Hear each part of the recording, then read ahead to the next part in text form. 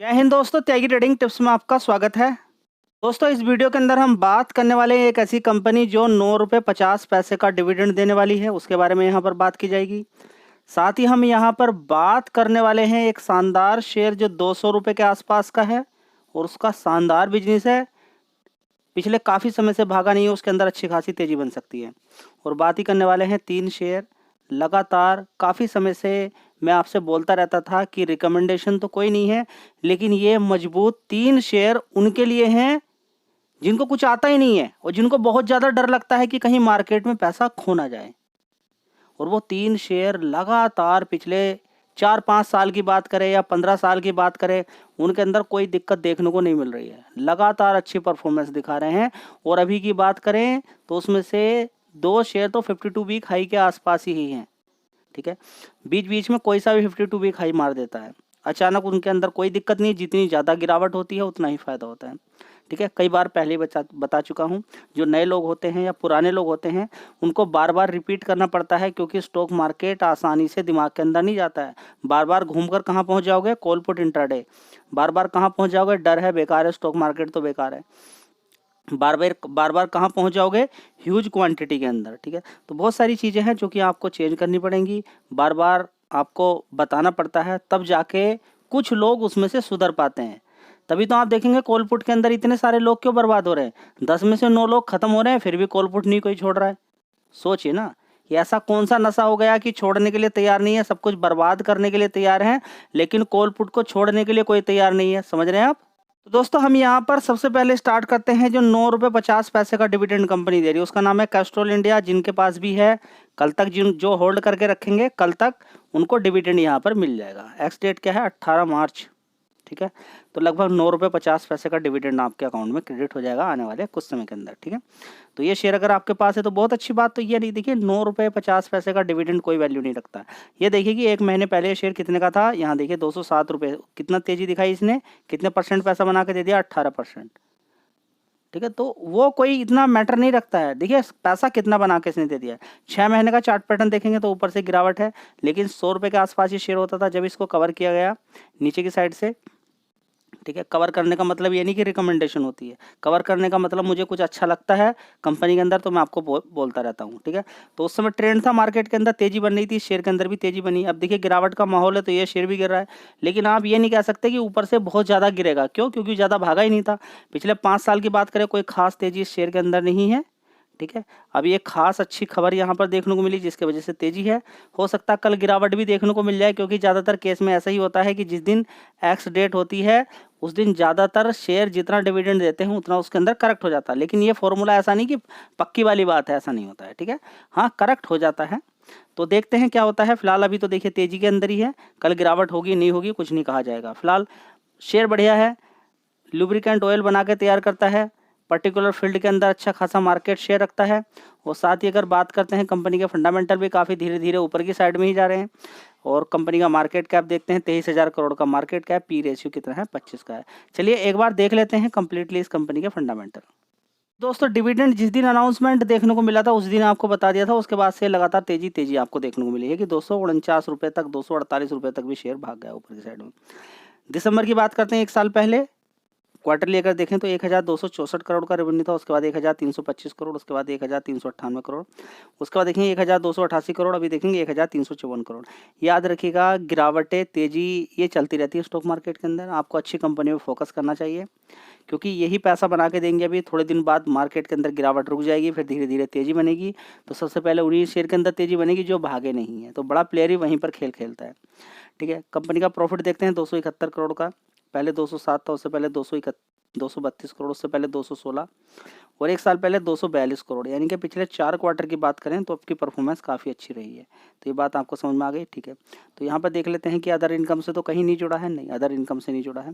तो ओवरऑल मिला के देखेंगे अच्छी परफॉर्मेंस ही यहाँ पर देखने को मिल रही है। कमाल की बात हो रही है इस शेयर के अंदर क्या कि ये डेट फ्री कंपनी है। लगभग क्या 82 करोड़ का सिर्फ कर्ज कंपनी पर, 1784 करोड़ का रिजर्व्स कंपनी के पास है। ठीक है, चाहो तो इस शेयर पे आप फोकस कर सकते हो, अच्छा नहीं लगता तो अवॉइड कर दीजिएगा। चलिए दोस्तों, अगला शेयर होगा मन्नपुरम फाइनेंस। इस शेयर के अंदर क्या खास बात होने वाली है, ध्यान से सुनिए।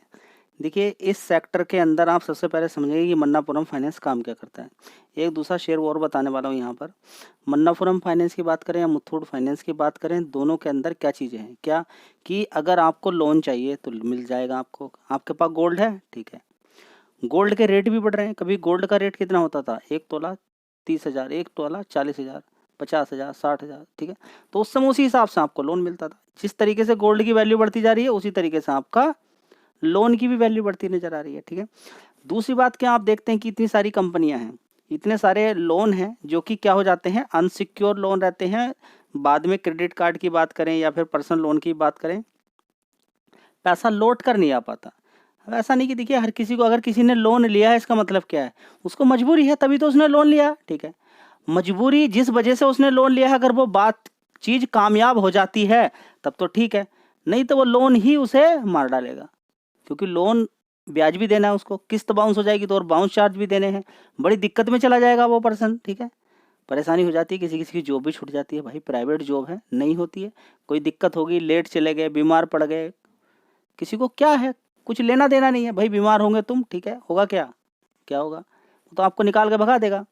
देख लीजिएगा आप कभी 1 महीने 2 महीने बीमार पड़ के लगातार देख लीजिएगा तो फिर क्या हाल होगा, ठीक है। किसी की शादी में कोई चला जाता है, शादी ब्याह घर में होते रहते हैं, ठीक है, तो फिर वो अलग ही प्रकार से देखा जाता है, उसको इतना टारगेट कर दिया जाएगा उसका, या सैलरी उसकी काट ली जाएगी, बड़ी दिक्कत परेशानी, वो लोन नहीं दे पाता। तो इस चीज़ को देखते हुए अब ये कंपनी क्या करती हैं कि गोल्ड लोन बांट रही हैं ज़बरदस्त। आने वाले टाइम में और भी बहुत सारा गोल्ड, शादी हर किसी के घर में गोल्ड रहता ही रहता है, ठीक है, शादी ब्याह में मिलता ही मिलता है, ठीक है।